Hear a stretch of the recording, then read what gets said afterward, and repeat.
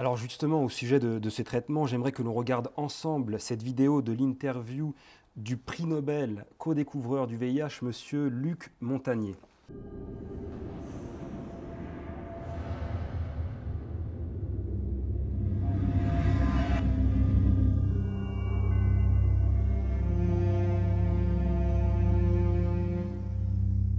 You talked about oxidative stress earlier. Is treating oxidative stress one of the best ways to deal with the African AIDS epidemic?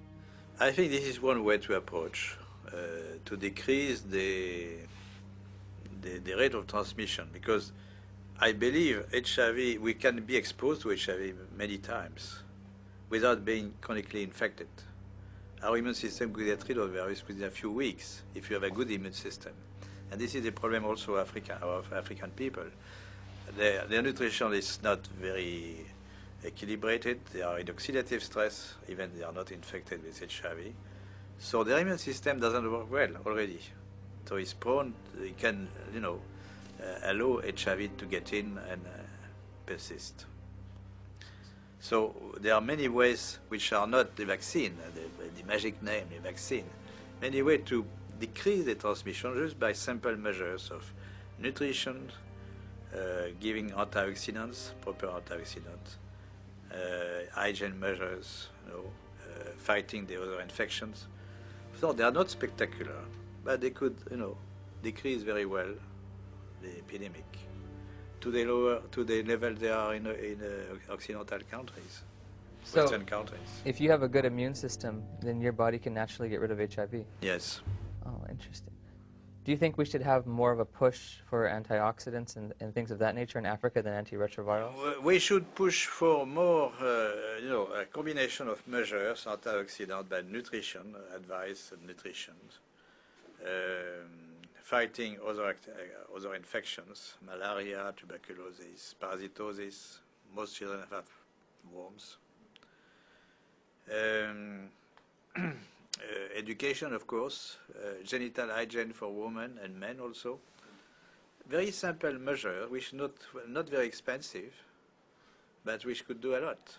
And this is my worry about the many spectacular action. Of course, there are global funds to buy drugs and so on, Bill Gates and so on, for the vaccine. But those kind of measures are not very well funded. They're not funded at all, or they are, it really depends on the local government to take conscious of this. But the local government, they take advice of the scientific advisors from the international institutions, and they don't get this kind of advice very often. There's no money in nutrition, right? There's no profit. There's no profit, yes. The water is important. Water is key. Now, one thing you said, you were talking about the fact that if you have a built immune system, it is possible to get rid of HIV naturally. If you take a poor African who's been infected and you build up their immune system, is it possible for them to also naturally get rid of it? I would think so. Okay. Messieurs, cette vidéo a de quoi donner des frissons dans le dos. Le co-découvreur du VIH, prix Nobel, nous indique en gros que l'on pourrait guérir du sida en dormant mieux ou en se préparant des repas un peu plus coquets. Donc je me permets de le dire un petit peu comme ça parce que des millions de malades chaque jour avalent des traitements très lourds pour nous entendre dire aujourd'hui qu'il suffirait presque de se laver les mains 5 fois par jour. Quelle a été votre réaction? Dites-moi. Si vous regardez le Nexus du mois de janvier, il y a, sous la plume d'un journaliste scientifique qui a très largement contribué à tout ça et qui est M. Jamel Tahi, Oui.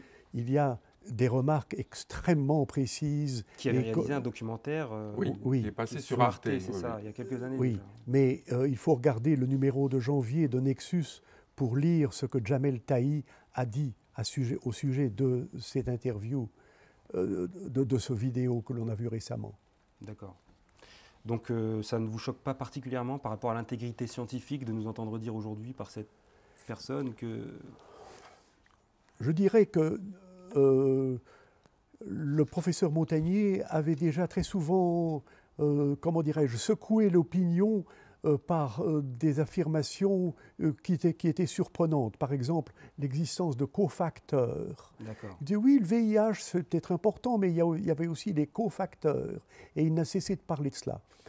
en 2003, nous avions une très grande conférence au Parlement européen à Bruxelles, à laquelle il participait, et moi aussi.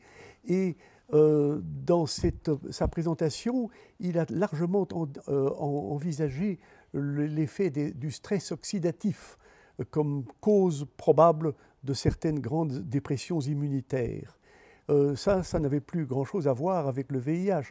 Donc, nous avions déjà une certaine préparation à entendre le professeur Montagnier exprimer des opinions qui ne sont pas d'une rigidité absolue comme de la part de tant d'autres, Gallo et tout ça, et tout son groupe. Tout son groupe, très bien. Si vous voulez, je me pose une question. Est-ce que le professeur Montagnier ne ferait pas partie de la dissidence?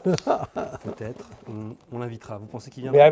Depuis qu'il a eu son prix Nobel, il peut difficilement revenir en arrière. C'est ça le problème.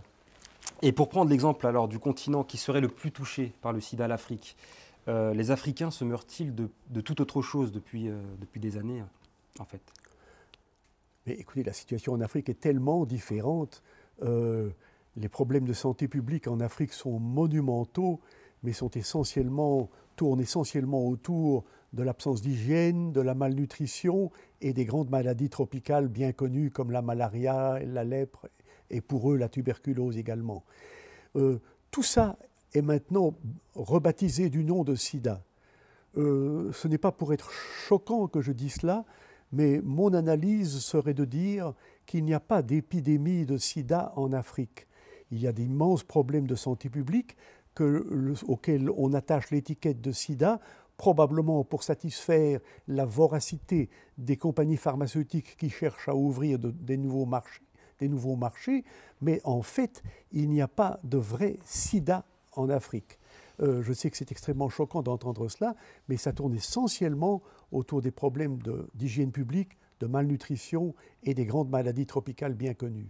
Et au sujet de l'Europe, des études ont prouvé que des couples sérodiscordants, donc dont l'un serait séropositif ou non, ne se transmettaient pas le virus sur des périodes de 7, 8, 10 ans, si j'ai bien compris. Et d'autres études montrent que parmi les prostituées, seules celles qui se droguent sont touchées, et que dans la communauté homosexuelle sont touchés ceux qui mènent une vie décadente et qui se droguent eux aussi. Oui. Aurait-on affaire à un virus sexiste, homophobe, raciste ou C'est une des raisons qui font que c'est impossible. On dirait que le virus s'attaque de préférence aux hommes en Occident et à égalité quasiment femmes-hommes en Afrique. Bon, c'est jamais qu'un virus. Rappelons-le, le virus n'est pas un matériel vivant. Ça, c'est très important. Ce n'est pas une bactérie. Un virus, c'est un assemblage de protéines et c'est tout. Inerte. Inerte. Avec un bout d'ADN, c'est incapable de se défendre tout seul. Hein? Donc, oui, vous voulez dire que de là à choisir en fonction des continents, hommes ou femmes... C'est impossible. Ça lui attribue une intelligence qu'il est loin de pouvoir avoir. Hein? Bon. Alors, donc, il y a ce problème donc, de parité homme-femme qui n'existe pas en Occident et qui existerait en Afrique. Quant aux expériences, aux statistiques qui ont été faites d'après de nombreuses études sur les prostituées, il est tout à fait exact que quasiment aucune prostituée n'est séropositive, excepté celle qui s'adonne à la drogue, à des drogues dures, s'entend. Voilà. Il est bien évident que